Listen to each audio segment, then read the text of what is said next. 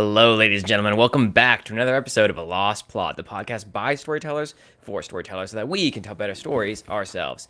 As always, I'm your host, Maverick, and today we have back with us our co host, Avalon, to review the third installment in the Avatar series. That's right, we're talking about Avatar, Fire, and Ash. This 2025 American epic science fiction film was, well, the story is by James Cameron. We all know this. This is his, magnum opus, if you will, right? But it also includes Rick Jaffa, Amanda Silva, Josh Friedman, and Shane Salerno as additional creators for the story, with the screenplay by James Cameron, Rick Jaffa, and Amanda Silva as well. So, getting right into those initial thoughts, Avalon, what was your initial impression and rating for Avatar, Fire, and Ash? Initial impressions. James Cameron does some things with his movie that sometimes I think he does a really good job on some things, and I really like it. And there's other times he does things, and I'm just left perplexed. What was that? What was the point of that? And sometimes, with this movie specifically, there are definitely things where I'm like, I don't know what the intention behind that was, but if there's another movie down the line, and maybe that would explain this. Because these movies are definitely there's an overarching story going. So if there's a fourth Avatar, maybe some things will thematically pay off in the fifth movie, who knows? Yep. If there's one. So, I have mixed feelings about the Avatar movies to begin with, but, and I don't know, I actually completely forgot if I was on the second one or not, but my review for this one my score was 5.35. Okay. So, not terrible. It's in the mid-range, and that kind of was reflected in how you spoke about it. You had conflicted feelings. That makes sense. I also had some conflicted feelings, partially because there was some things that I saw in this film that I went, wow, this is amazing. And we're going to talk about some of those for sure today, but especially in regards to Spider. There's some really interesting things they do with him, but there's also some things I just don't like about him as a character, and because he is a focal point for this film, they do some really interesting things with it. At the same time, I did get a little bit of a flashback as I was watching this, and I hadn't watched Avatar 2, The Way of Water for a minute since we last reviewed that, but I was recalling things that I went, oh, okay, I thought this kind of happened before.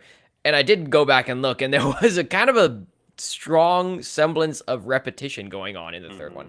So I was that was unfortunate. We'll get into that for sure. No, that was my other thought. I just remembered. My other thought coming out of the movie was the third one felt like an amalgamation of the first and two movies put together. I could see things from the first two movies that were repeated in this third one, plot points and story wise. So yeah, and at the same time, I think that there are some things they did in this one much better than in the last one.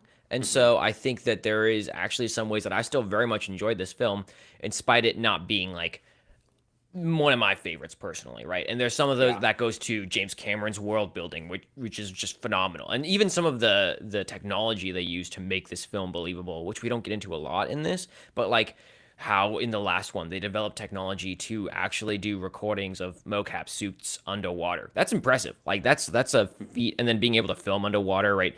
Doing all of this stuff to make it as realistic in the body actions and all that as possible. Really good. And so, yeah, the world is amazing. My review for it overall was a 6.15. So, oh, okay. I enjoyed it. I liked it a lot, but that's not to say there is not problems, and we will get into that today. So if you're curious, keep watching. We're going to move right along as we always do, but we're going to start off with a summary of the film if you are unfamiliar with it. Now, Avalon, can you give us a 30-second summary of a 3-hour film? Okay, so I have an hour per 10 seconds, right? So right, yeah, there you go.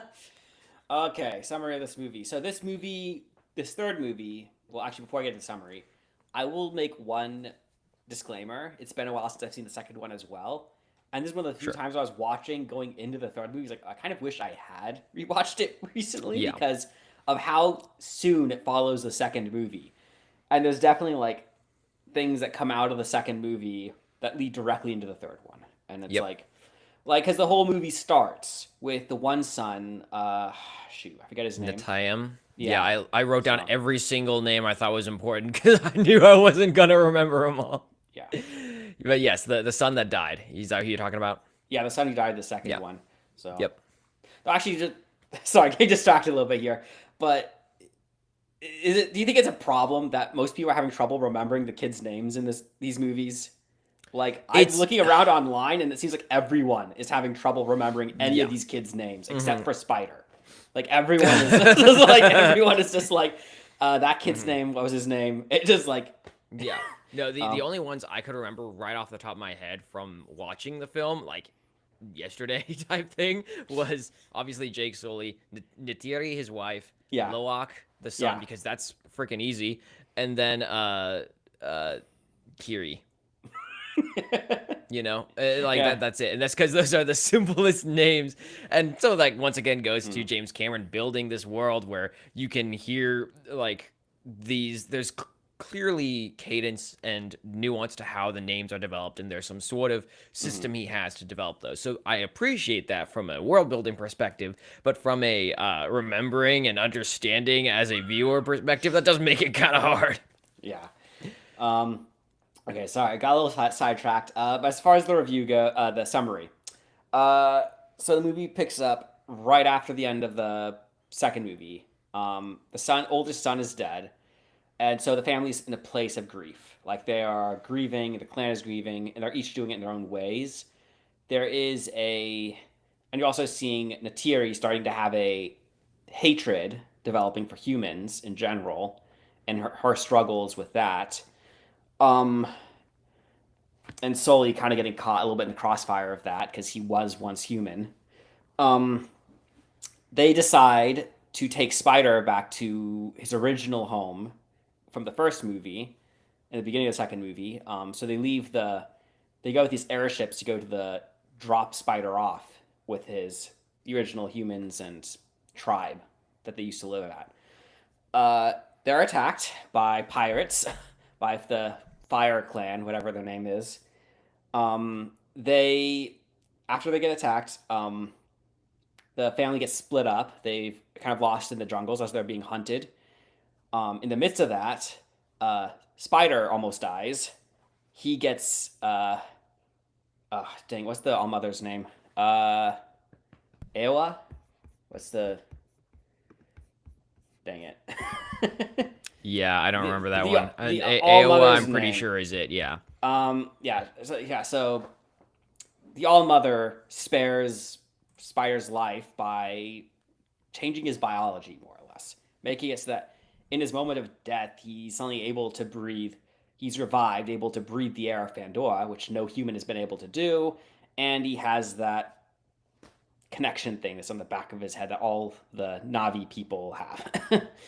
So, uh, they managed to get back together. They managed to go back to the home place, and but in the midst of that, the villain from the first two movies, Quartz, he finds them. He discovers what his son Spider has turned into, and everyone recognizes how this could be pivotal for the humans going forward if they can reverse engineer how Spider is able to survive on Pandora. So the rest of the movie is both a conflict to try to get a hold of Spider, but it's also the humans trying to hunt the whales again from the second movie. They're doing another attempt. Uh, Yeah, the Tolkien. yeah. And so the movie climaxes with the humans, the Navi, both the fire tribe and the water tribe and the tribe from the first movie, all the tribes from the first movie. They all come back together in this big battle and uh, duke it out. So Yeah. that's a So there's a basic. There's a lot going on in the course of 3 hours. yeah. And it'll be I think even the flow of the whole story is really interesting just Mhm. because we'll get into it, but my basic impression was that it starts off really well with this like really defined idea of where the story is going, and then they take all of these side plots and they all go in their own directions, and you kind of go, okay, Mhm. what is the central focus? And they kind of bring it back together near the end, with the classic massive battle scene. But yeah, it gets Mhm. pretty weird in the Yeah. middle. So let's No, start there's it a off. lot going on. Yeah. Yeah. So let's start off with that opening scene. You see that there is the death of the son to Tyam, and Jake is mourning this and wants to take care of the family, but the family is all grieving in their own ways with his son Loak and with his wife Natiri, who starts to really hate humans again. and all of these other characters being involved. What was your thoughts on the opening of the film? Did it re-engage you in this universe and in the Avatar beings in general? What were your thoughts? In some ways, it did okay. I mean, the whole grief aspect was an interesting way to start. Though it does, because it comes straight off of the second movie, it does make it feel less like the beginning of a movie and somewhat more of a continuation of the last movie. Hmm. So it didn't so much feel like a beginning so much as a part two or like the start, like continuation of something else. Like it's clear you're supposed to remember who all these characters are, who everything is like all these what happened in the second movie. Hence why I said I kind of wished I had watched the second movie because Right. there were definitely like a few moments I got taken out of the movie. It's like, oh wait, yeah, like I had to remember things in the second movie, like oh that human is still alive. Oh yeah, he's because he lost an arm and like it just Hmm. like little things like that. You just got taken out of the movie for a minute. Um, so in some ways it was an okay opening. And I guess I mean this is a series, so I mean it's not like imperative as like an opening that stands apart from everything else. Like you don't need a um, in-depth refresher like No, yeah. like for every single entry, I guess. Um, it's the whole debate we have on this podcast about series versus standalone movies. I, Yeah, and how engaging does the opener need to be? I mean, uh-huh. jumping us right into the action isn't always necessary. Mm-hmm. And sometimes it's more valuable to do that right away, right? I mean, we've seen bad examples of that with Marvel movies. We've seen good, simple examples of that, for example, in Back to the Future 3, right, which we just reviewed. A bunch of these things you see different examples of, and there's good ways and bad ways to do it. Overall, I liked how they opened this one, especially with the central focus on two key elements. Right, one was Jake Sully, and you see that Jake Sully is kind of going through this arc where at the very beginning being the first film, he becomes this hero, right, among the Avatar, and he takes this control of things and really helps to lead the tribes. And these last two films have been mostly about Jake in some ways trying to more or less fade into the background a little bit. He doesn't want to have all this responsibility, Mm-hmm. all of this power, and they start this off real strong with him having this struggle inwardly with what happened to his son. And he goes, I don't know that I want to be this leader that everyone is wanting me to be. And they they get some pushback, especially with the clan they're currently with, the Metkayina or Metkayana, and that they want him to be this leader. And his family, in some ways, wants him to be with him, especially with them, right? I should say, especially Nitiri, who wants to, especially at this point in the film, do away with humans around them, especially because she's so angry with what happened to her son, and she takes that out in some ways on Spider, who is this human living among them. And Mm-hmm. so there's these ideas that are introduced very very quickly into the film, which are very pivotal ideas, and they help drive it, especially at the beginning of the film. So I really liked that. I thought they did that really well, Mm-hmm. and it wasn't just a introduction into the world as like, oh yes, here's Pandora, here are all the characters, here's the blue people that you really like. Mm-hmm. Remember, it was actually adding to things that were important for the film as it progressed. So Yeah. I didn't think there was a bunch of wasted time at the beginning, which I appreciated, especially for a director who seems to have a tendency to really go, look at my awesome world and how cool it is, right? He didn't really do that at the beginning, and I appreciated that he Mm-hmm. got into what was really important from a storytelling perspective Mm-hmm. for our characters. Yeah. So, Well, I will say, based on my memory of the second movie, mhm. I do remember liking the second one less than the first one. And I think it's because there was more of an emphasis on visuals in the second one than on the storytelling itself. I feel like this is less about the visuals, the third one, and more about the story that they were trying to tell a little bit more. Mhm. But that being said, they did repeat things from the first two movies, so I can't say that it makes it better or that they actually did a good job. But felt like the story was more pivotal this time around as opposed to the second one for some reason for me. I don't know if that's what you came away with or if. Yeah, well, it's like, for example, I think that one of the things that was lacking in the last one was this whole thing about the sun Netayam. And even if you look briefly at all that goes on in Mhm. the second one, it's not that Netayam is a critical character as as a being in the universe, other than they're just sad that he dies because he's related to them. Which is, Mm. I'm not saying that that's a good thing that he died, but it's just like there's less emotional stakes to him compared to other characters in the film. That being said, they do, as much as he's not a critical character, they capitalize on that pretty well in this film, just because you see that these other characters are reacting in a fairly reasonable way in how they are emotionally engrossed in the problem that this has caused for them and how they feel about it. So, yeah, I would not say that the second one was amazing. I think our last review reflected that, but specifically in this one, I think that they turned some of those things around. So, especially with Jake. What are your thoughts on Jake Sully? I know I gave a little bit of a sneak peek on my Yeah. thoughts. What are your thoughts on him in this one? Jake Sully as protagonist. I mean, when I think of memorable protagonists, Jake Sully usually doesn't make that list for me. Like the first two movies, especially, there was very little about him as a character that made me like, oh yeah, like he stood out for whatever reason. I mean, he's kind of your typical protagonist, hero, main character, individual. Um, the only thing about his character, I mean, he's the reluctant hero in some ways in the second and third one. So I mean, it's not like he's super like compelling. The only thing I saw about his character, which I found was interesting, and I noticed this echoed by some other people online too, was he's perhaps one of the few times in cinema history that we're given a positive portrayal of a father character.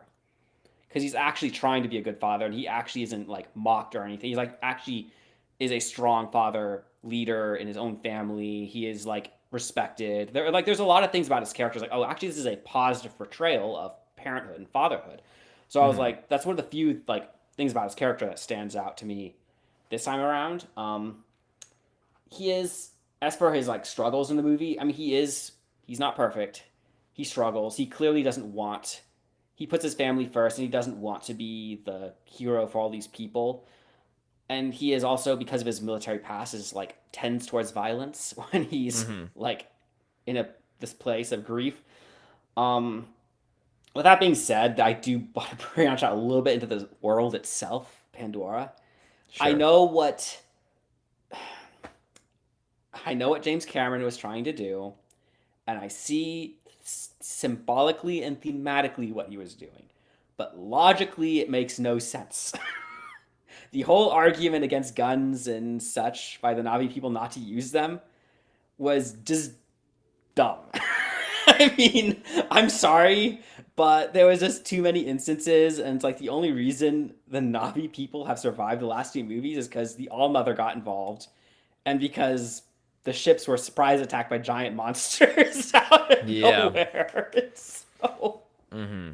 there has never been an instance in these movies where the Navi's like natural weapons like had an edge or advantage over the humans' technology and guns. Now, Mm-hmm. in certain instances, I mean, it does make for compelling conflict where it's like, okay, the villains clearly have the upper hand, but I mean, clearly this whole message, this whole thing with guns is like an environmental message. It's a thing Sure. like you see where he's going with it. It's like, okay, I see why. I just think it's dumb. I just felt like I needed to say that at some point. Sure. Well, and it's like I was thinking about this too as I was watching. Is this reminded me in some ways of the stereotypical plot points that you get when you watch, for example, a Jurassic Park film, where you Yeah. kind of know where it's going to go. It has all the thing about the dinosaurs and how they're going to be there, and at the very end, some massive dinosaur just comes in and chomp and they kill the big other bad dinosaur and everyone else is saved, you know. That Yeah. you kind of know that's going to happen at the end of the film. So in this one you get some similar semblance of that when you have, we don't know what's going to happen, oh no, nature flop, okay, now the bad guys are dead.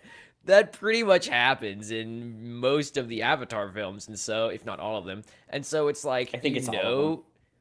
yeah, you know that's what's going to happen in this film, and it's kind of like, okay, well, could we get at least a little more creative with that?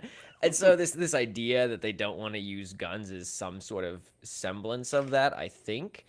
but at the same time, you don't even get as strong of a case for that in this one as you do in the previous ones. And part of Mm. the reason for that is because you don't maybe get as much pushback in this one as you do in previous ones, because a lot of people do a 180 in this film, and it's not exactly clear why.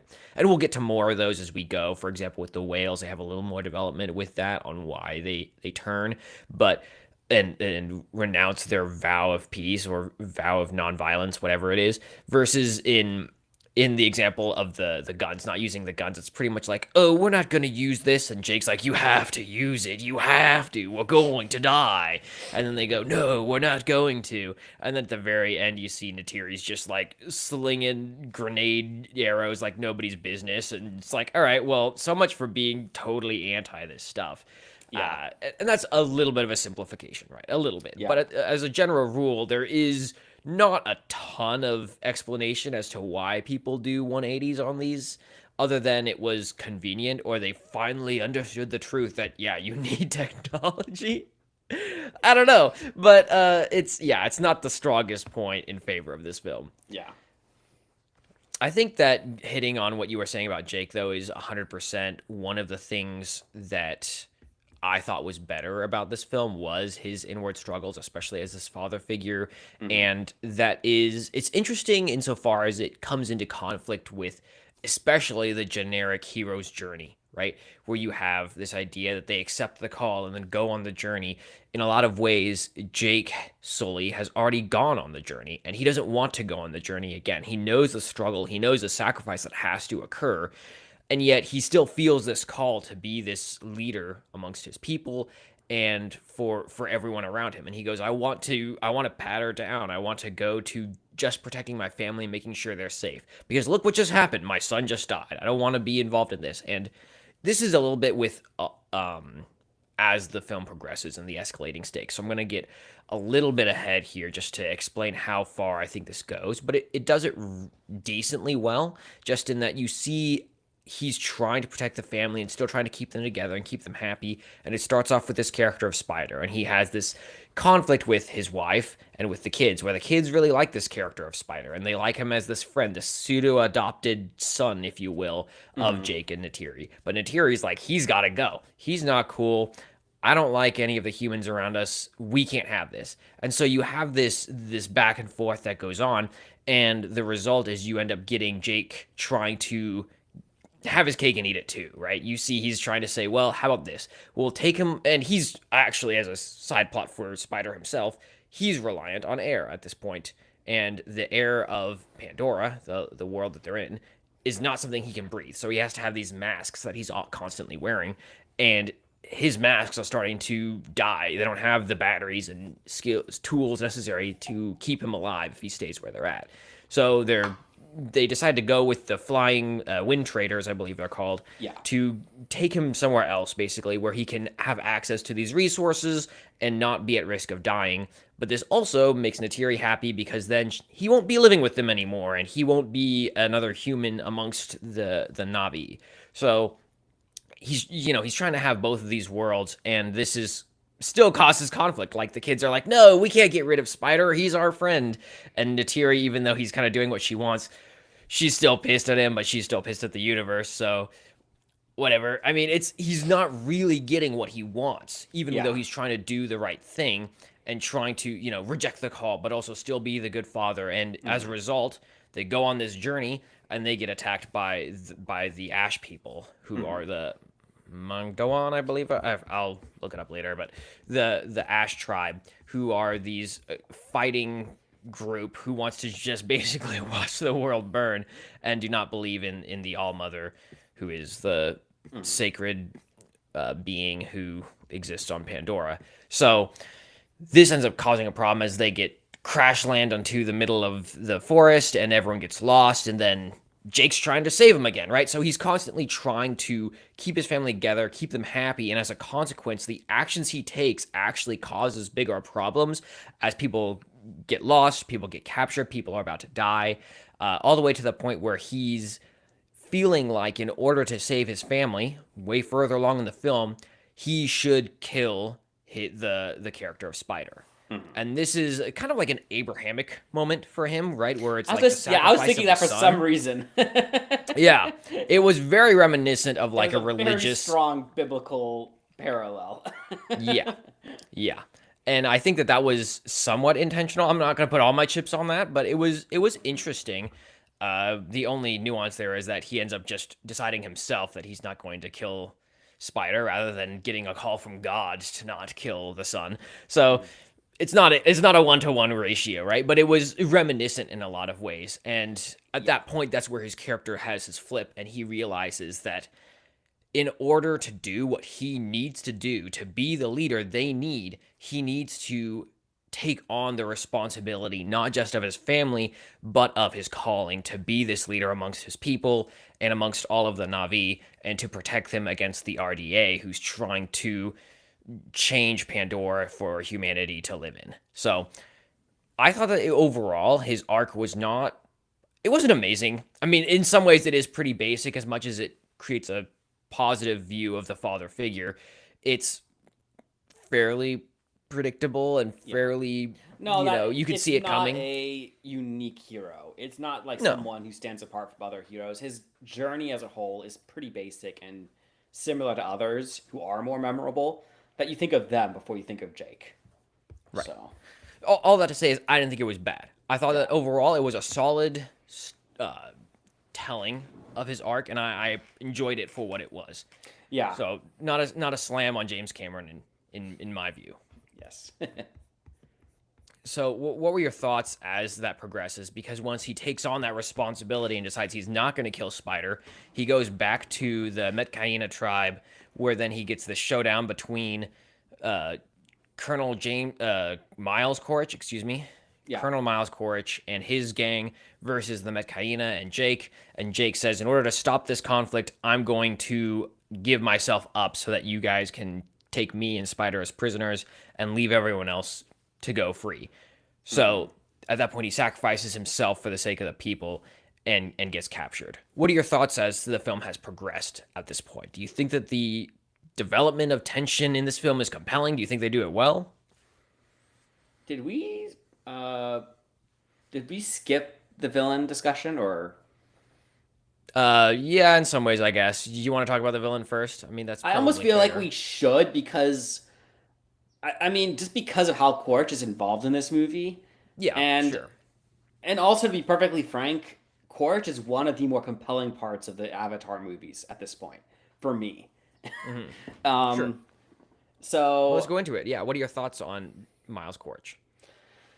so I mean, when he first started off, I mean, the first movie, he was the human like general leader, like leading the RDA, the military part of the RDA, into Pandora, and Sully worked for him. So when Sully turns against the RDA, he sees it as a betrayal, tries to kill Sully, but then he ends up dying at the end of the first movie. Then they retcon him back into existence in the second movie with him his consciousness being uploaded to a Navi body, though in retrospect that was good motive because it like gives him like bitterness and anger against Sully for killing off his human body, and it's like, and he's Hmm. though even though he's now Navi for all intents and purposes, he is still aligned with the humans and the RDA. Right. um so at the end of the second movie, like, he knows he has a son living among the Navi. He still works for the RDA, but he has like, so he still has this bitterness against Sully, and he's like trying to capture Sully, but he's also trying to find his son because he genuinely cares about his son. At least from what I remember, the second movie, he genuinely cared, and that carries over Hmm. into the third movie, where it's like he has to make those as a character. He has to make the choice like, do I complete my orders, take Sully in, or do I go looking for my son in this jungle because he's lost somewhere out here and he may die if I don't find him. Hmm. So it's like that tough dilemma for a character that he ends up making a decision on. Um, and from there, it's just like you see him struggling with these moral decisions, and but he also, and when he comes across the Ash tribe, uh, you see like this like slight romance develop between him and the leader of the Ash tribe leader. So like it just Hmm. develops more of Quaritch's character in a certain way. It's like he's not like, even though he is the stoic military commander, he does have a human side to him. and he does feel things, and he does have like rules he follows, but he's also like, but you also see the conflict in him, almost like this Darth Vader-esque conflict, where he's like, do I keep serving the RDA, or do I go with what I actually kind of want? And Yeah. so it became this more interesting like struggle in the midst of this movie that I was like kind of curious to see where it ended by the end of the movie, just to see like, will it come to a conclusion? Will he die? Will like, or what's gonna happen? And by the end, we kind of didn't get a conclusion. So if we do get a fourth movie, I kind of hope they continue with Core. It's just like, okay, well, at least give us a resolution here. Yeah, well, and it wouldn't be completely unsurprising for them to just upload his consciousness to another avatar, and then he goes back out at it. That's the thing about this movie, though. Does Quaritch actually die in this movie? Oh my gosh. I mean, Yeah. I technically, we mean, don't see him die. And like, they hint he could be dead, but it's also like mhm. it's just vague enough where it's like, he could still be alive. Yeah. I was getting some sort of like Ganondorf vibes from him in this one, where you go, okay, well, he might just be the eternal enemy to Jake Mhm. Sully. It just always shows up because that's what he does. I mean, Yeah. all right, maybe So we'll continue to see him come around. I'm not yeah. so sure, So but well, I mean, I am genuinely curious if there is an overarching story arc for some of these characters. If he comes back, they could do the Darth Vader redemption arc with his character at some point. Like he could flip yeah. sides with everything Hmm. that's happened at some point, but he would still have to deal with Spider's loyalty to the Sully family as opposed to him. So Hmm. there's that whole thing. I mean, Yeah. there's And enough Spider, there that just like, I mean, even though Spider's not a hugely compelling character, he is like a key part of Quaritch's character, right. and it's just like driving his character to do certain decisions. And Yeah.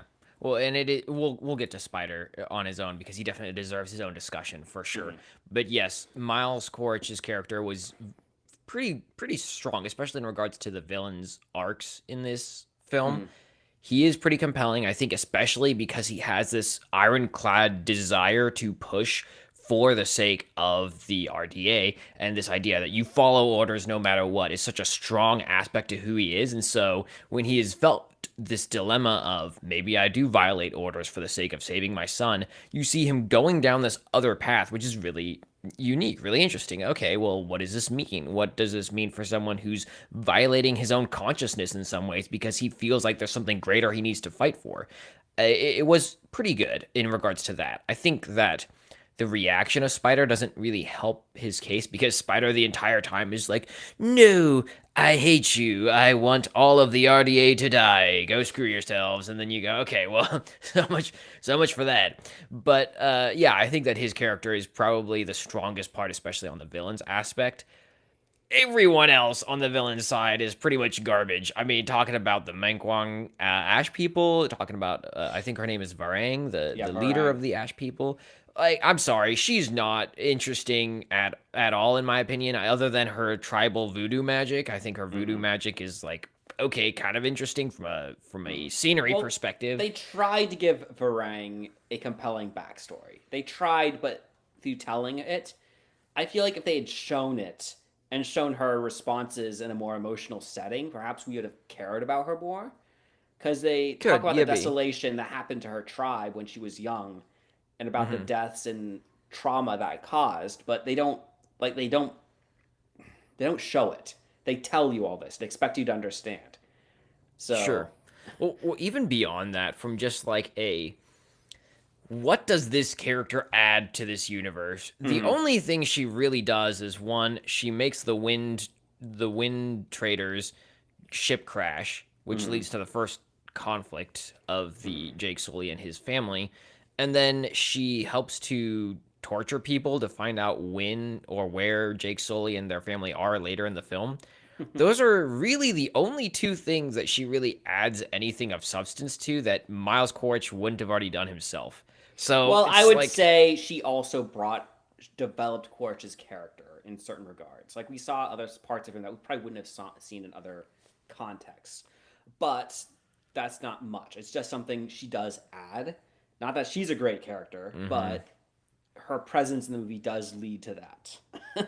Yeah, I mean, I also just don't think that the whole romance between Quaritch and her is that interesting at all. It's so like, oh, you got a new Navi girlfriend, so cool, Colonel Quaritch. Wow, and you're like, what? Okay, now this is feeling even more lame because everyone's just spelling it out in the film, and I don't know. I didn't Mhm. think that any of that was So that worth it. I think everything else in regards to Miles Quaritch is very interesting. yeah, But the whole Ash people thing was just weird. I think the intention behind the Ash people, based on what I've read and what James Cameron has said, is that the Hmm. Ash people are supposed to be a break from the mold of the first two movies. Because in the first two movies, we are consistently shown this image that the Navi people are always the good guys. They're always on the right side. They're always like, while Hmm. humans are always bad, evil. I think he realized that was becoming a trope because of the first two movies. So the third movie, he decided to buck the trend and say, okay, there are evil Navi people in this world. We just haven't met them yet. Hmm. So the whole idea with the Ash people is to present a counter narrative to the Navi, where it's like, okay, there are messed up Navi individuals in this world. So Yeah. And if they didn't seem like such a maybe such a basic villain crew, I maybe would have appreciated it more. And that probably goes more to what you were just saying about Varang being more developed as a character via showing her as in the conflict she's gone through rather than just telling us, oh, she had this traumatic thing that happened in the past and so mhm. she has good reason to hate all of the other Navi people and the All Mother and all of that. It's like, okay, I think that you might be right, and maybe even going into future films, maybe they'll develop that more and make it more interesting and more nuanced, right? Especially because you have 3 hour films, so you should have the time to do that in a 3 hour Mhm. film. Otherwise, what are you doing? I don't know. I just didn't think. I think both the Menkwang clan and then also the rest of the RDA, other than Miles Quaritch, are just very basic, very stock, and so you're not getting a lot from them as characters. All of that cachet is poured into the Colonel. Yeah. So, but yeah, he is important, especially as the story progresses, and he ties into the conflict with Jake, where he actually allies with Jake at points in the film to help Mm. try to find Spider and the rest of the family, Mhm. so that they both know that the people they care about are alive. Did Mhm. you think that those developments of conflict in this film were compelling?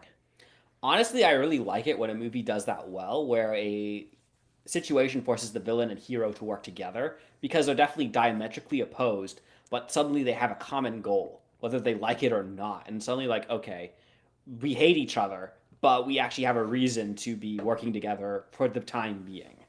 And so it creates a sense of conflict in the moment for the whole duration that they're working together because like they could like attack each other at any moment if they wanted to, but Mm-hmm. because they each have this goal was like, oh, we need this, they have to put their personal feelings aside just to make sure this thing gets done. Yeah. so and that's one of those things I actually did like about this movie is like some of those scenes are actually done well enough where it's like, okay, this makes sense and this works really well for what is happening. Yeah. So Well, when and you and even then, where it's like when he teams up, he's like he has him handcuffed, and he's like even though they're working together, he's like no, you can like he refuses to take the handcuffs off. He's like you can track you him can at like walk, that. yeah, It's just yeah, yeah. uh, And they continue that throughout the film to the mm, very end, where you see that Miles Quaritch and Jake Sully are there fighting each other with Spider in the middle of them as they're both trying to get the edge over the other while also not trying to kill this character who's kind of running between them yeah. and trying to figure this whole situation out. Did you think they developed things well to the end of the film where there is that climactic scene in addition to the climactic battle with the Tolkien at the in the sea? In some ways, yes. Um, I mean, the reality is it doesn't really come to a full like end climax in some ways. I mean, because Jake and Quaritch are still kind of alive at the end of their conflict. So, I mean, there's not really a resolution per se, especially if Quaritch just throws himself off the side and supposedly dies in the Mm-hmm. fire and Maelstrom. But, I mean, because they both kind of stop their fight to save Spider in that Mm-hmm. moment. So, So I mean, I guess it could be seen as a conflict resolution, but they are still kind of antagonistic towards each other at that final moment. So I Yeah. don't know. Well, I mean, it's Jake it. Sully is more like considering like keeping him alive, but Quaritch like assumes that he's gonna die or they're gonna kill him or whatever.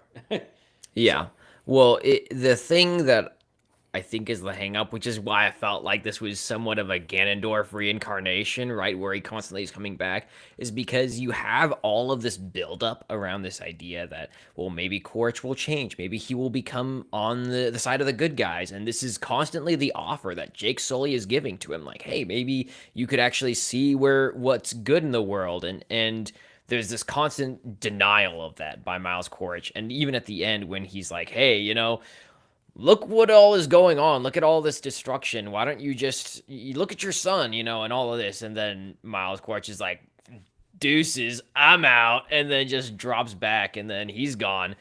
All of this is kind of like, okay, so he started and ended at the same spot as the villain, right? It's mhm. even though he had these interesting ideas, he goes back to his old ways, and we've seen really terrible examples of that with characters like Jaime Lannister in the Game of Thrones series. But that's a whole nother Yeah. sad discussion. But the idea that these characters do not end up coming to any new conclusions or new Mhm. developments either means one, we need a new film that this does terminate in something different or something unique Mhm. being added to this arc, or two, it's just going to be a rinse and repeat over and over again. You're not going to get anything new. You know what I kind of hope they do if they do a fourth Avatar movie? Hmm. I hope the RDA they just assume Quaritch is dead and they reboot his a new body with Quaritch's mind inside of it. So there's now another Navi with Quaritch's mind inside of it, and when Quaritch actually survives the fire or maelstrom, whatever comes back, he discovers RDA has already replaced him with his own self, more or Yeah. less. And then we would see what his reaction is to that fallout and what he Yeah. does. That is what I kind of would like to see in the fourth one. And that So would be interesting. It would force his character arc further down the line as he has to figure that out. Yeah, yeah. that'd be really interesting. I hadn't even thought of that. Yeah. I mean, for my own part, for the ending of the film, I thought that this is where they tie it together somewhat, and we mentioned briefly all these other arcs that are going on, and we'll Mhm. get to those in the side characters just because the way we've discussed it so far, it looks pretty cohesive, but as Yeah. honestly, there's a lot that goes on in the middle that we haven't even Yeah. discussed So because I mean it we've wasn't for the main through point. It wasn't for the main plot that was going on and it added at the end during this big fight, mhm. but in and of itself, it felt a little confusing, in my opinion. Yeah. Um, so I thought that the ending helped somewhat tie it together, but it felt like a repeat of the last one where the whales come back and they save them again. So, I don't know. Welcome to nature, everyone. This is Pandora. And yeah, another 30 minutes of ad-free music. Just kidding, that's a different app. Um, I thought it was fine. I didn't think it was that good, but it came to the conclusion you would expect from an Avatar film. Yeah. With It, that being it said, yeah. did you think the themes that they developed in this film were compelling? Did you think that Jake Sully stood for anything, or that there was any significant messages they were trying to convey here? Um I mean, I was just going to briefly mention that even though we've been talking about Jake Sully as the main character of this movie, the reality is this movie does focus on several characters, which they would Hmm. almost be the central main characters as well. Jake Sully is clearly one of those main characters, if not the main character. But there are enough characters who have enough screen time, you wonder if you should label them main characters or side characters. And as far as like the only reason to bring that up is because it's hard for me because of all these other side plots going on to just like say what the major theme of the movie is outside of the typical like environmentalism versus like I guess they'd say either some people would like to say capitalism, some would say just human like greed, I guess. Mm-hmm. Sure. So um it just I mean that's clearly one of the central tenets of the whole Avatar movies, like from one, two, and three, is greed versus environmentalism, protecting nature. Other than that, there are definitely ideas of like faith and just like because the question of like will the All Mother like protect us and help us, or is our faith just doomed? Like Hmm. that's definitely a central theme of this movie as well. And that's, I mean, especially with the Ash people, like they question, like they say she doesn't answer. She like they don't have faith anymore. Right. So, other than the ideas of faith, there's also the ideas of uh, like just family and just like, I mean, this is like become a thing with the second one and it just continues in the third one.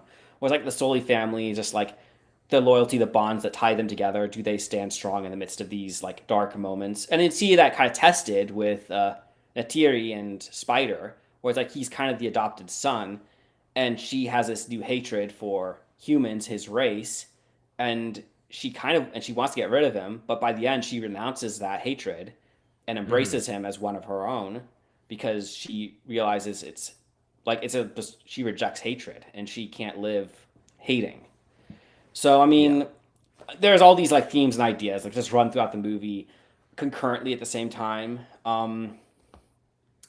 I kind of still want to say environmentalism and greed is the kind of still the central tenet. I mean, you could maybe make a case for Soli and the whole like accepting your calling kind of thing. Like Hmm. he's called to be this hero again, and he doesn't want to. Hmm. So I mean, yeah, that's those are my thoughts. Yeah, and I'd probably lean more, especially toward the Jake Sully one, just because maybe I'm biased because that's what I mainly picked up on in the film. But I Hmm. definitely saw a very strong idea that once you have a calling and a responsibility and you've accepted that once, you can't just put it down, right? Hmm. You have to accept that call, you have to accept that responsibility and continue to live in that because that's the responsibility you've been given. And you see that especially around his family and around the people that he is with. There's even some question about who is your family? What does it mean to be with your family? And they hinted at this in the last one with the Metcaina clan, and they accept them into the clan, saying, "You are part of us now." And then you see that it developed more around Spider in this one, where you see he is accepted into the clan by the end, or into all of the Navi people, Hmm. in addition to being accepted into Jake Sully's family. So there is, yeah, a lot of these ideas are definitely prevalent in that, and of course the environmental theme is a strong one, as always in the Avatar series. So maybe that's a foregone conclusion in my part. So I didn't think too hard about it. But I also don't think that one's very nuanced either. It's No, very it's much not. No. it's very stock in Hmm. the regards to this is nature, don't mess with nature. This is society developing their own technology, and Hmm. technology is bad and destroys things, and greed causes all of these problems, etc., etc. So Yeah. yeah, those are definitely there. I'm not going to say they aren't. Yeah. If there's a reason the Avatar movies are called Alien Pocahontas. Yeah, It's just exactly. So with that being said, I think it's fair to get into some of those side characters so we can get a little more of that nuanced view. What are your thoughts on Spider in this film? Clearly, he is the human that lives amongst the Na'vi. Do you think he's a compelling side character? What are your thoughts? I noticed. I'm not sure if I remember this the second movie, but with this movie, I especially noticed it. He feels like he feels contradictory. Where it's like when he's among the humans, he turns into this like savage like beast, almost like rebellious against everything, kind of But then when he's among the Navi, he changes, becomes a different character. Like his outlook and his demeanor changes completely depending on which group of people he's with. Which Hmm. I don't know. Like it wasn't a consistent character. I feel like he had was forced to play a role in each circumstance according to what they needed. So for other characters and for certain conflicts. So because there are times he's definitely kind of on the annoying side, but then there's other times where he's just like, I I don't know why he's acting like this, like or why he thinks this is effective. He's grown up among humans, so I mean he's seen this. I don't know. Like I find his character just questionable. So Sure. And are there specific scenes you're thinking of for maybe it's back at the RDA's location? Or are you thinking of more when he's amongst the Jake Sully's family? Like what specifically you feel like you see the most well, mostly when discontinuity with he him? is captured by the RDA, when they're like trying to capture him, or he's in there Hmm. like he acts a specific way. It's only when Quaritch is around, when he's not undercover, that he acts differently among humans. well, I guess when he's with the humans of uh, who are living among the tribe. Mm-hmm. Um, uh, and then his character is, um, I get the impression that he's kind of the problem child a little bit, where he's just like just doing whatever he wants, kind of thing. 'Cause he's like Mm-hmm. trying to show, oh, I can do this too. Trying to be like the Navi people in every way he can until he gets his wish. Um, kind of. Yeah. Yeah. Well, he's So, constantly trying to prove himself, and I think that mhm. it's not. I kind of go back and forth with his character arc as a character. I'm going to say right off the bat, I don't think the actor is a very good actor. I think Mhm. that in regards to how he portrays him, a lot of the emotions he portrays in the scenes are not believable. So I Mhm. don't think that as an actor, he does a very good job of making Spider's character compelling. But in regards to the arc itself, I thought it was okay. There's a lot of instrumental things about him that are very, very important in this film. The idea that he can't breathe at first, and then that now that he can breathe, Mhm. that was a very good ad in my opinion, because it Yeah. goes from okay, he's not now he's in a better situation, but also now they have proof that humans, if they get this mycelium, whatever it is that he has in his lungs, Mhm. into other humans as well, they now could live without the breathing masks on Pandora.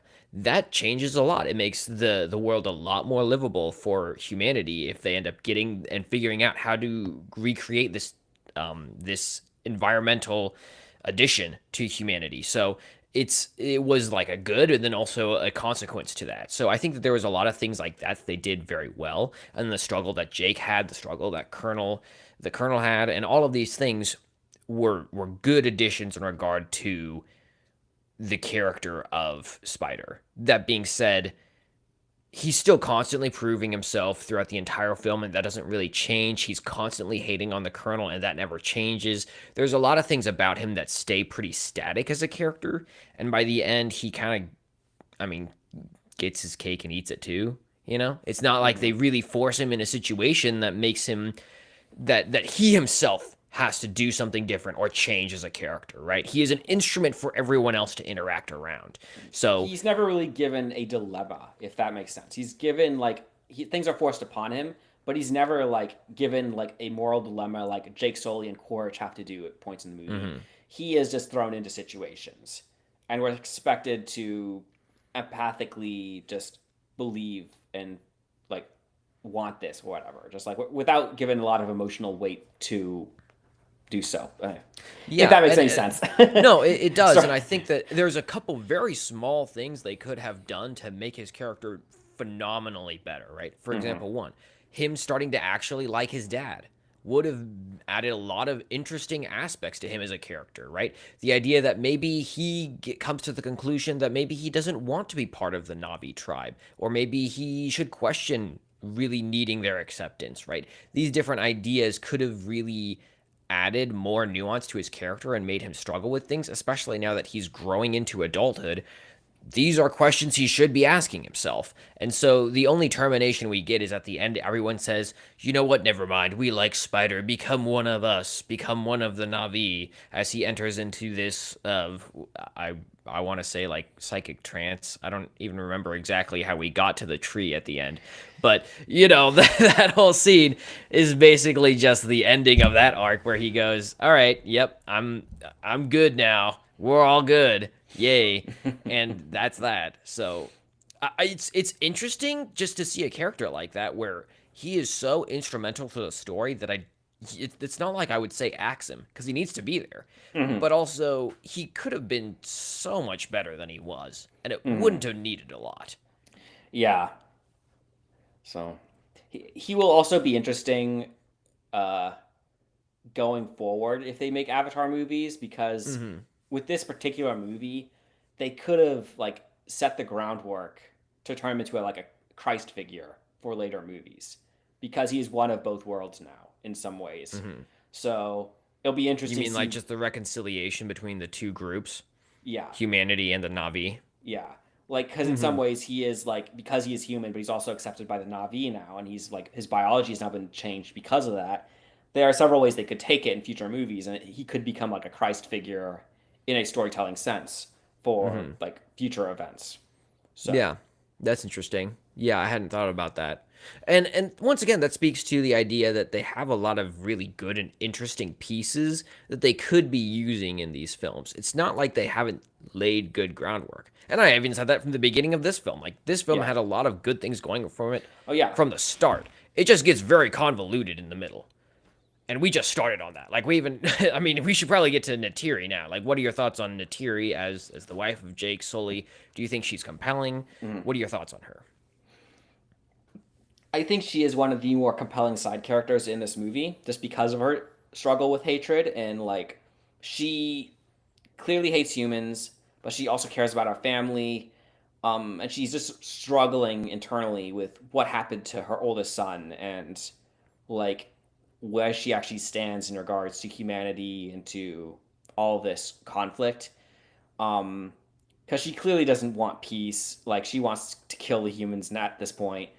But then it was like she has to struggle. Like, and at one point she even, well, I found it kind of ironic that to sneak into the compound, she dresses in the garb of the Ash people Hmm. so she can get by them.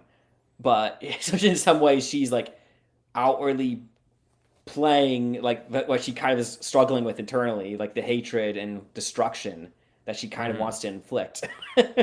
Yeah, So, but that's her way yeah, to get into the FRDA's compound. yeah. And I think it's funny because I distinctly recall severely disliking her character in the first two films. So the Mm. fact that I actually kind of liked her in this one was pretty surprising to me. But I think that that does kind of go to what you were saying. Beyond that, just how she likes to see everything black and white. She Mm. likes to say, this is good and this is bad. This is evil and this is just, right? This person should live or this person should die. There is like no middle ground. And so the way that they took her and made her actually struggle with things and have to figure out what Natiri wants, like, and what should she do? Because now she feels some responsibility around Spider, especially as she's helped with. I mean, Spider's helped with the family and keep people alive in ways that maybe she hadn't acknowledged previously. Like she has to then realize that the things she's been advocating for example, like Spider dying, maybe isn't the right thing and maybe she's wrong. And so her having to struggle with that and come to conclusions on that added a lot to her character. And I think that it forced her to come to conclusions she wasn't ready or willing to come to. And I think they did that very well. So yeah, I think that she wasn't. They didn't need a lot to develop her too much in this film. I'm not going to say she has a ton of. Well, she has a decent amount of screen time. It is a 3 hour long movie, so I shouldn't say that. But they utilize it fairly well for the screen time she has, and I thought she was overall a solid ad. Mm-hmm. And that yeah, that being said, she has a whole like side thing where she goes off and like gets healing and talks to the old tribe that they used to be a part of and all this stuff that there's another side tangent we didn't even discuss, but it adds to screen time, so there is that. Yeah. What are your thoughts on? I think the last two that deserve a discussion would be Loak, their son, and the whole Tolkien Pakayan, I think is the whale's name, or Payakan, something like that. That whole arc. So I think Loak deserves a discussion, and then Kiri, the daughter of the Avatar for Sigourney Weaver. So Um. which do you want to discuss? Wait. You said two or three characters. I'm sorry. Two. Sorry. Okay. The adopted daughter and then who's trying to like plug into the all mother Wi-Fi router and then the Loak who likes to talk to whales. Yeah. Okay. Well, we'll start with Loak. I mean, he's an interesting side plot. I mean, you see, he's trying to become a man that his father is proud of. Like he's Mhm. also trying to prove himself, like Spider is, though in a different way. Because he feels like he's still kind of a child, but he's also like acting immature in certain situations. Um, and he's also kind of like disrespecting tradition in some cases, where it's like he tries to like because he wants to speak or he wants to say or do something.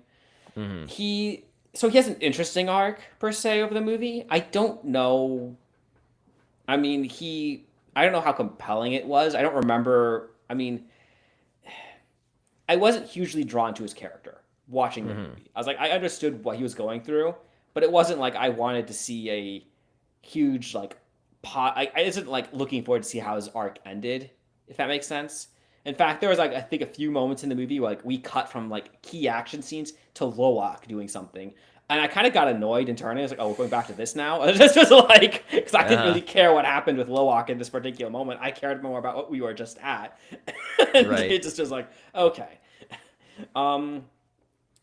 So I Well, mean, I he. think for him, I don't know if you saw this, but I didn't see a lot of real consequences for his actions, right? No, Other there's than the not. little, like, don't you do that. Don't you do Yes. that, Loak. There That's is no bad. consequences for his actions, pretty much. I mean, there are times he gets into life or death situations, but those Hmm. are like few and far between, and it's not like he gets hurt per se by it. Hmm. It's like because he gets rescued or something happens.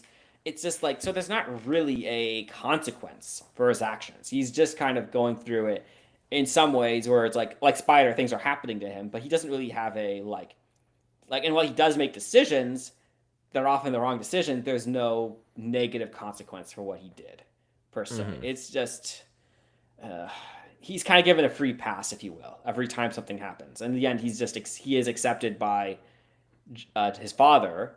Um, though, I mean, in some ways, it's an okay scene. It's not a bad scene because it's like okay, he is like showing that he cares for Loak, and he's like he sees like he cares for Loak, and he like sees him growing into a man, and he does like want to see that continue. So I mean, Hmm. there's like, but it's also like it also felt kind of unearned a little bit. Sure. I think the only pushback I would say is you do get one scene where he does kind of learn, quote unquote, to become more of an adult amongst the Navi, and that's when the children are running away after the wreck at the beginning of the film. He Oh yeah, doesn't really know what to do, and everyone else pushes him to make the decisions to figure out what's going on because yeah. he's the oldest son of Jake Sully, and it's his sisters and Hmm. Spider who are there, and Spider's about to die because he can't breathe. And so he is forced to take on the reins of responsibility and figure things out. And Yeah. in that moment, he does shine, I'd say, fairly well, where he struggles with that, but then just realizes this is what he must do and takes on the responsibility of the situation. And so Hmm. they did that very well. I appreciated that. But yeah, other than that scene, everything else that you have with him is him going, well, I'm going to go to the whales. And everyone else goes, don't you go to the whales. And he goes, I'm going to do it. And he does it. And then everyone's like, okay, I guess you made a good point. Maybe we'll all just agree with you now. And he once again has his cake and eats it too. So not Hmm. really any real struggle for him other than he did the instrumental thing we needed for the sake of the plot to bring the whales to fight the RDA by the end of the film. So instrumentally effective. Storytelling wise, I don't really think it was that compelling. Yeah. I actually completely forgot about that scene where he gets pushed into that responsibility role, and but now that you mention it, I do remember, and that actually is a good scene. So that actually Yeah, yeah. does. That is one of the few scenes that is good for his character in the movie. Hmm. So And it's easy to forget once again because he has a huge side plot all about the whales, and that's a big part of his thing. And it's so yeah. long. It's a 3 hour long movie. And so the fact that you would remember that is kind of ridiculous. I mean, if Yeah. you were to cut this out into episodes, like 20-minute episodes, this Mhm. is, a 9 episode season, This could have been a right? whole TV show. Yeah. Right. So not incredibly surprising. Yeah. With that being said, what are your thoughts on Kiri, who she's instrumental in regards to more or less reviving the All Mother in like a new way with the underwater Wi-Fi router, because I'm gonna keep calling it that. What are your thoughts on Kiri in this film? Curie. Sh- uh, she sounds older than she looks. Uh, just I wonder saying. why. I'm just saying. Um, uh, Other than that, I mean, she was also. I mean, in a, she's also been set up as a Christ character, but this is due back in the second movie, the prior movie, not this one, because I mean, Hmm. she is born of the avatar of Sigourney Weaver's character from the first movie.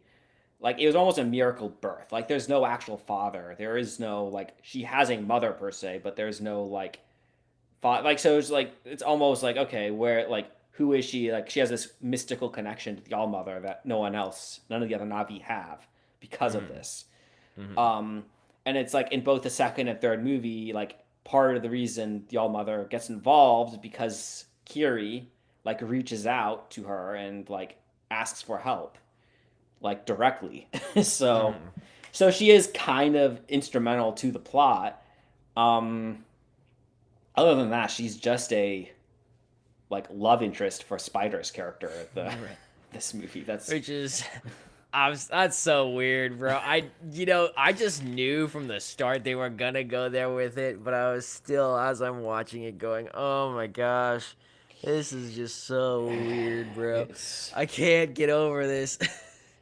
yeah. I mean, you can interpret this so many ways, and it's just like I don't know what James Cameron's purpose was for this particular thing in the movie, but I'm like, I mean, I really don't know. It just like, I don't like a lot of the conclusions that I come to with yeah, this, but yeah, but it is um, weird. It is a strange part of the movie. yeah, It's just like, yeah. I mean, it's not like her character's necessarily bad per se. I mean, it starts off well with that original birthright, and then in addition with the whole thing where she keeps having seizures trying to connect to the All Mother via these Wi-Fi routers, just laying around in the grass or in the ocean. I think it was okay in regards to that, and then they develop it more as this film progresses. This is in some ways not quite the termination of what we saw in the second one, but a lot closer to the termination of that as she connects up to the All Mother, and then they have that Guardians of the Galaxy esque scene where everyone connects to the All Mother, and then she can stop having seizures, and whatever that's supposed to mean. Then the All Mother makes the whole what was it? The flux, the distortion in the air. The what was it called? Magnetic yeah, flux. That's what it's yeah. called, Mm. and She that also brings causes everything to break. the carnivore squids. They come back. Oh yeah. They She commands Kiri. the squids She from commands the Mario squids. Kart to attack. The Yeah. squids from Mario Kart. So The she mini was krakens come fine. out. Yeah, exactly. Baby Krakens. The baby Kraken attack. Yeah, I mean, she was basically the key that caused the All Mother to do the nature arc, where it's like, once again, nature wins. Haha. Screw you, capitalism. So, whatever. I thought that it's a little trite. I thought her character and the developments of her personally were fairly interesting, but it ended up being pretty basic by the end of the film. So, and that's what you got with a lot of these. I mean, there's so many characters with so many arcs going on, with so many things going on within the arcs, that it's not surprising that a lot of them terminate rather tritely. But it was fine. I mean, it got a 6 for me, right? So I'm Mhm. not entirely surprised by that, but Yeah. Well, our it's pretty much scores what you got. really, I mean, our scores kind of tell the fact that this movie wasn't a bad movie per se. It just Hmm. wasn't great. I mean, like, it did some stock things throughout it, and it's like it had so much happening that it's like it felt like Spider-Man 3 or something where like so many plot lines are happening at once and you have to like you're jumping all over the place, like following all these different things. And it Hmm. just like it didn't feel like a cohesive story sometimes, which is like you're jumping between like characters. So Hmm. Yeah. which Yeah. is why we kind of said that should be a TV show season because there's so much things happening. Yeah. Yeah. That's what you get for sure. Mhm. And that's most of it. What are your thoughts on the lasting impact of this film? Do you think this film will have a lasting impact?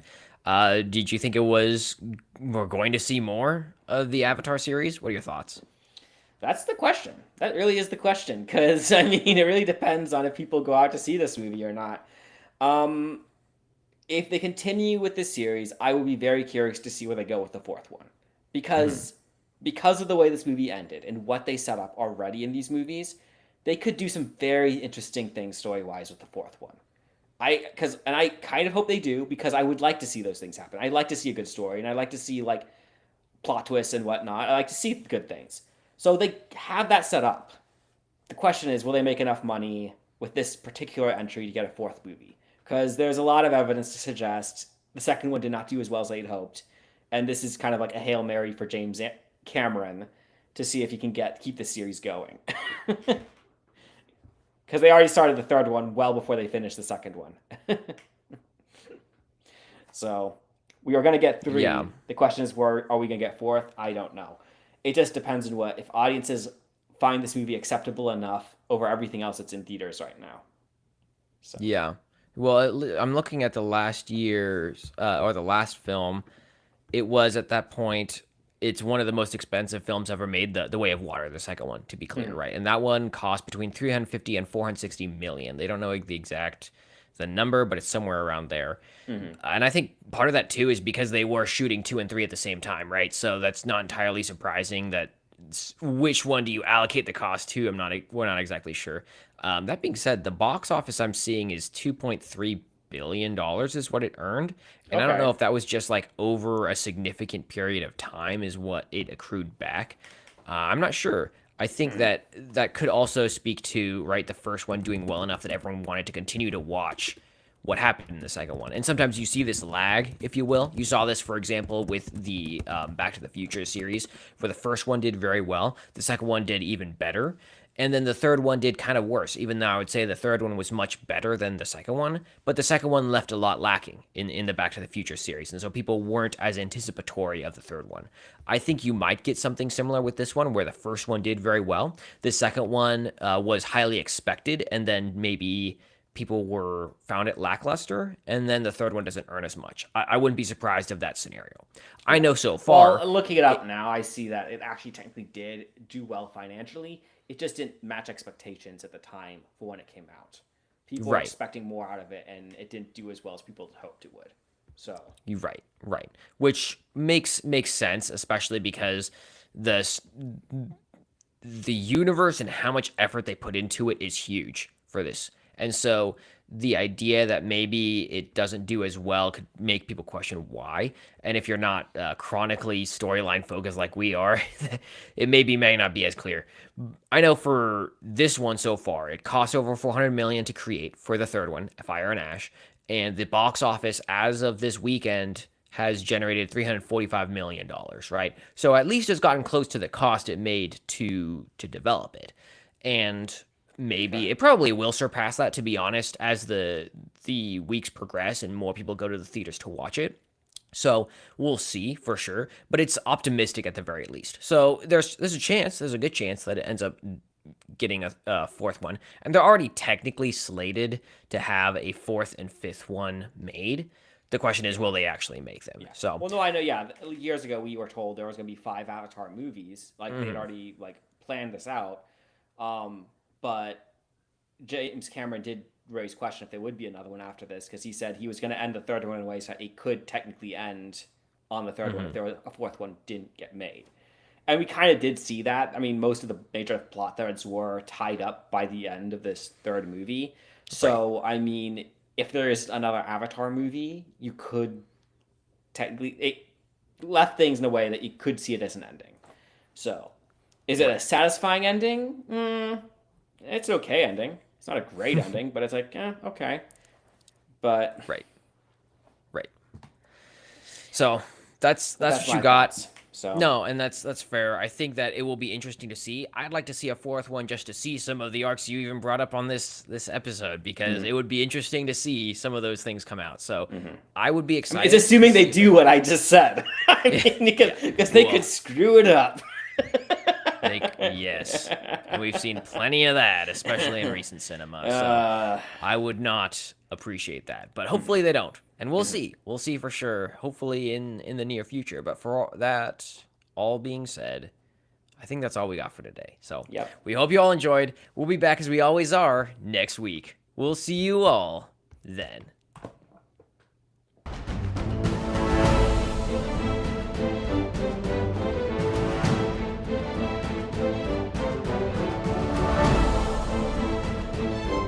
Is this new?